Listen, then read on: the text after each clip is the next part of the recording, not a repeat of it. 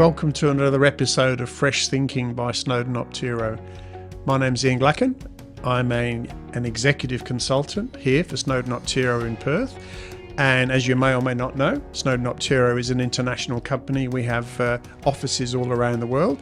And this podcast is part of a series where we introduce consultants from our other practices. We talk about their background, the work they do, the offices and their teams. So today we're with Senzeni Mandava. Senzeni is a principal consultant for Snowden Optiro based in our Johannesburg office. Good morning, welcome. Morning, thank you, Ian. It's lovely to be here. Thank you. And how would you say welcome in your native language? Oh, okay. Okay, I would say Zvakanaka kuva pano, which means it's great to be here. Thank you very much. So Senzeni, tell us a bit about the Snowden Optiro office in Johannesburg. Who's there and what do you do? Oh, all right, that's great. We are a small office based at the data mine offices in Ilovo, Santon. It is myself and Shepherd Kadriti. He's the EMEA region leader. What does that stand for? I know what it stands for. It stands for Europe, Middle East and Africa. Yes, that's correct. So we three at the Joburg office. Sorry, who's the third person? That's Vince Agnello. So he's more like the corporate consultant, involved in a lot of the corporate reporting as well and supporting, on the corporate side, advisory side of things. So we have Matt Mullins as well, and Julian and Laurel. Those are based in Europe. So that makes up our team. Yeah. So what I should say is that the Snowden Optiro practice is split regionally into three areas. There's the Asia Pacific, which is where we are now in beautiful Perth. There's EMEA, which is we've just mentioned, Europe, Middle East and Africa. And then we've got North and South America. And as Senzeni said, she works in that Europe, Middle East and Africa region. Office based in Joburg. So what sort of work do you do there? So we do a lot of mining advisory services as well. So personally, I'll talk about what I normally do, my day-to-day activities. I work a lot in mine due diligence studies, providing technical advisory services to financial institutions or mining companies that need independent technical reporting. So I do a lot of that, auditing mostly on the resources side of things, because I'm a resource geologist by profession. I hold a bachelor's degree in geology and chemistry, and I do have a master's degree where I actually majored in geostatistics. So my experiences are in mineral resource modeling and estimation. I've done that for the past 20, I'm a geologist with about 22 years of experience. Worked in the mining industry for about 5 to 6 years and then joined the consulting industry. So I've been consulting for over 15 years now, which is a very long time. I've been exposed as well to lots of mineral commodities. I mean, being a consultant, you do a lot, we always working with different and various mining companies and do a lot of corporate reporting, CPR compilations. CPR stands for? Competent Persons Report. Okay. Yeah. So I do a lot of that. So I mentioned that I do a lot of independent technical report writing for due diligence studies, feasibility studies. This can be, for financial institutions. That is when mining companies actually approach banks to get finance, and they require a third-party independent technical person to actually go through their mineral resources and reserves, declared mineral resources and reserves. So that's when we come in to assist with that. I also am heavily involved in training, which is now kind of like my passion, and I absolutely enjoy that.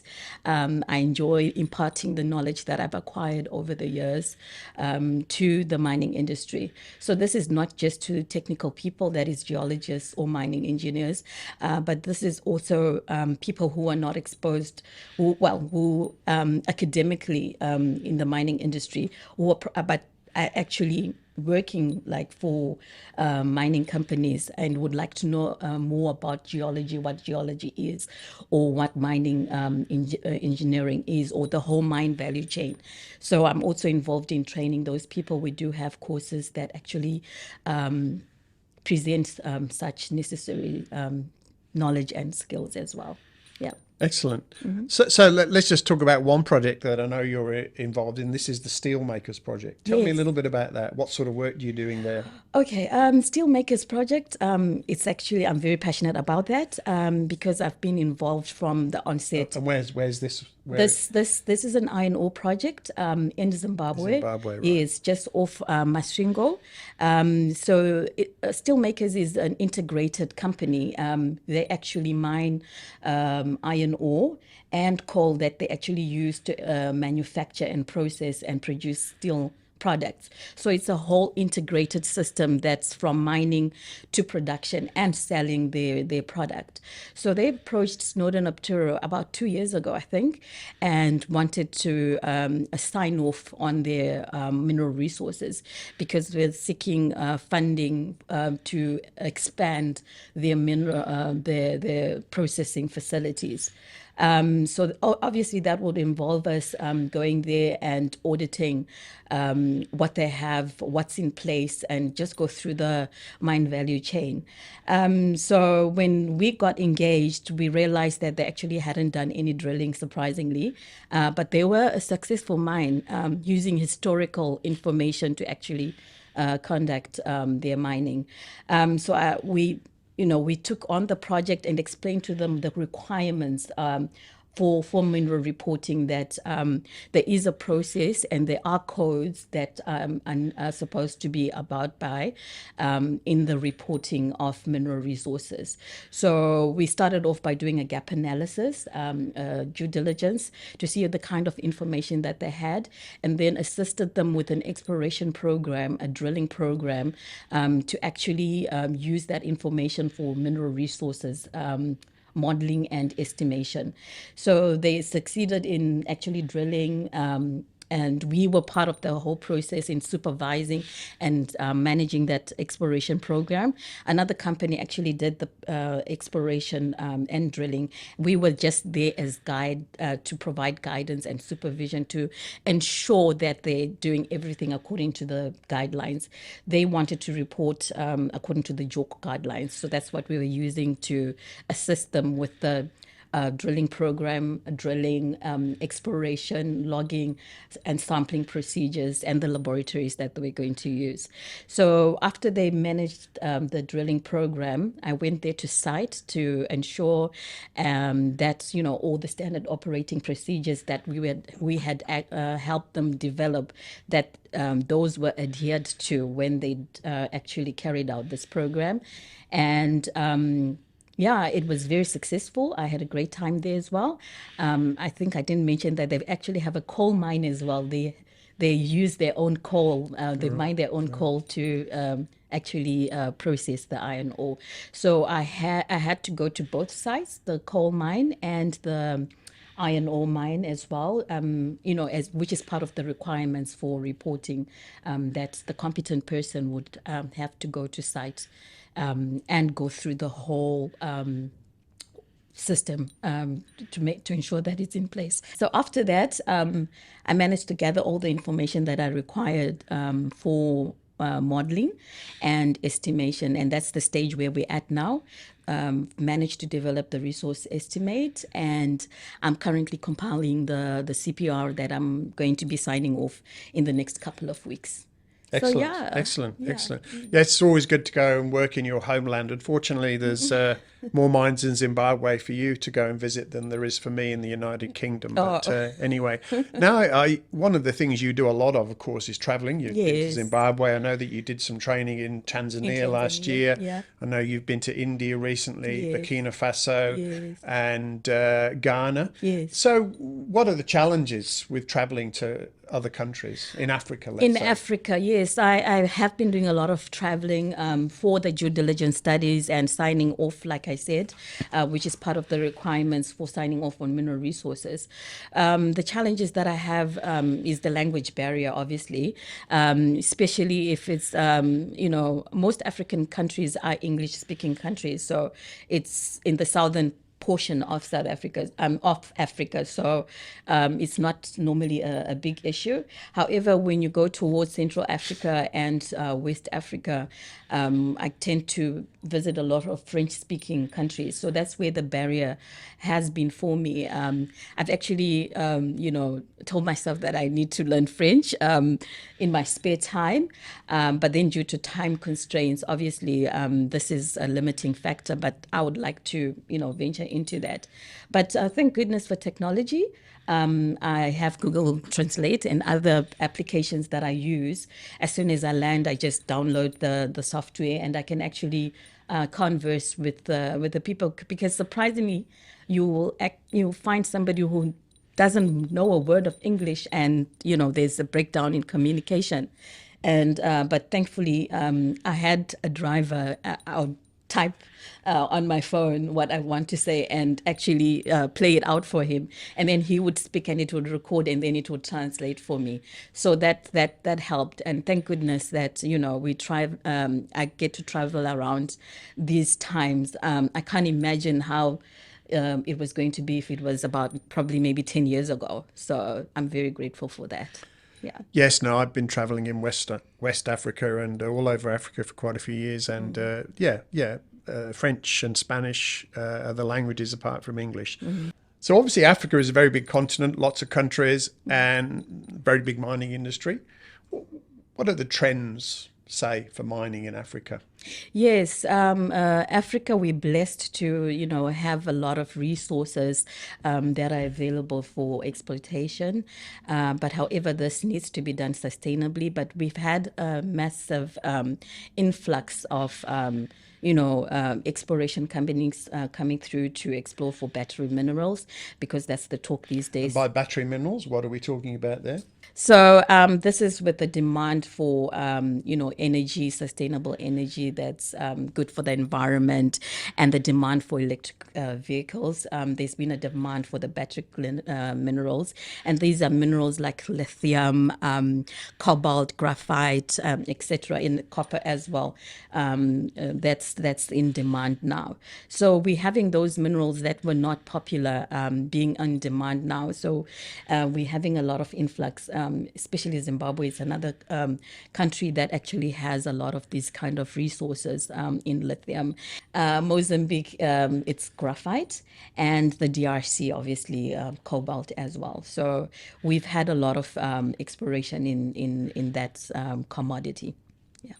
And do you do work in gold? Is that still a big commodity or not? Yes.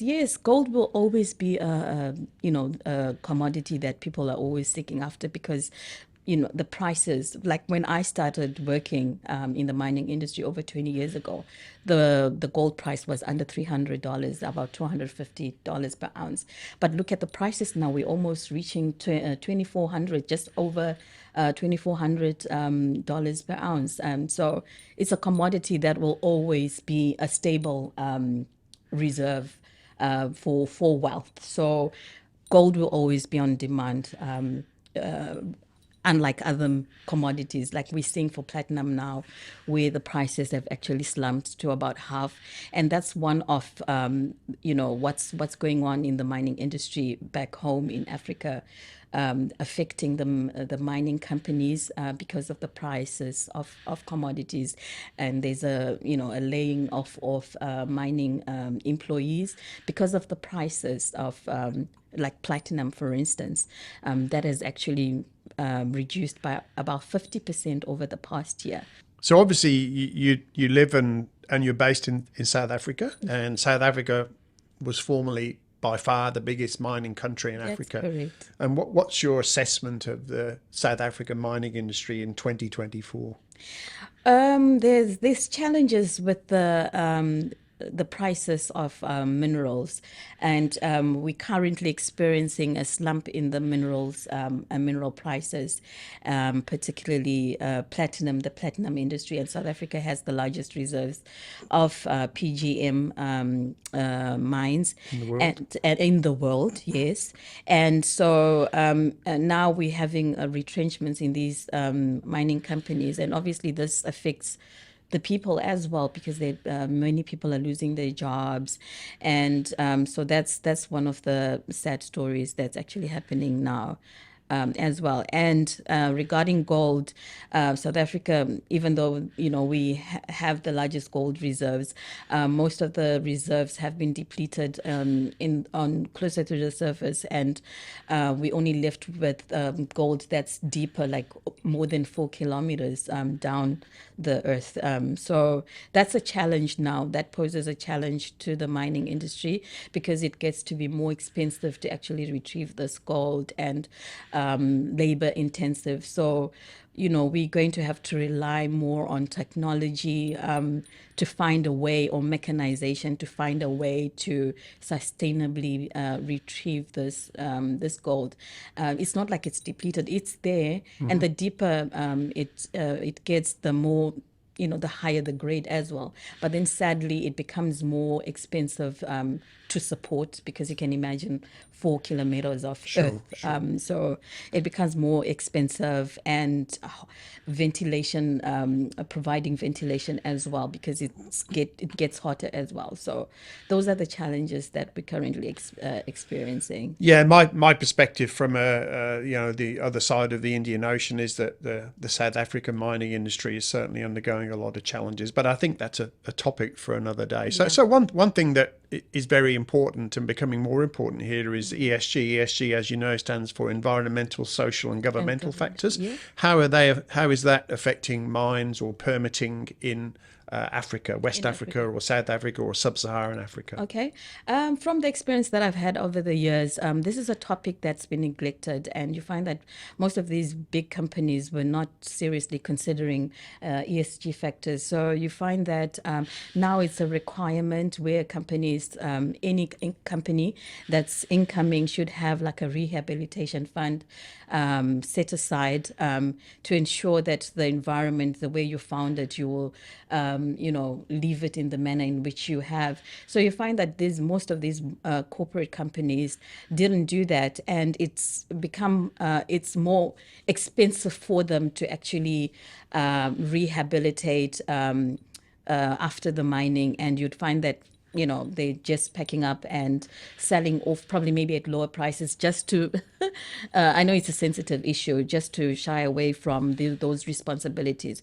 But it's a good thing now that it's part of the regulations and the requirement to ensure that the mining is done in a sustainable way.